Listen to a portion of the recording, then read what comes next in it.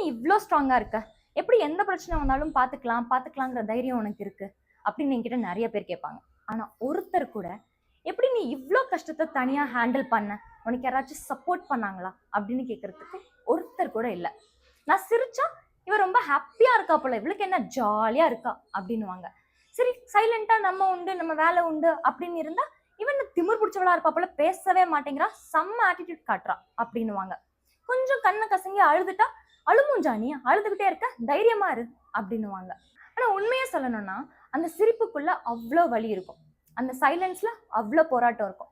ஏதாவது ஒரு விஷயம் நடந்துருமோ, இது நடந்துட்டா என்ன பண்றது, இது நடக்கலன்னா என்ன பண்றது, இந்த மாதிரி 1000 தாட்ஸ் மைண்டுக்குள்ள ஓடும். நம்ம ஜென்யூனா நம்மளை பார்த்து சந்தோஷமா இருந்தா ஒரு 10 பேர் பரவாயில்ல இந்த பிள்ளை சந்தோஷமா இருக்குன்னு அவங்க ஜென்யூனா ஹாப்பியா இருப்பாங்க. பட் 100 பேர் இவ எப்படி சிரிக்கலாம் அப்படிங்கிற மாதிரி தான் இருப்பாங்க. சிரிக்கவும் முடியல, அழவும் முடியல, அமைதியா இருந்தாலும் ஏதாவது சொல்றாங்க, எதுக்கு இப்படி சுத்தி சுத்தி ஏதாவது ஒண்ணு சொல்றாங்க நம்மள அப்படின்னு யோசிச்சிருக்கீங்களா?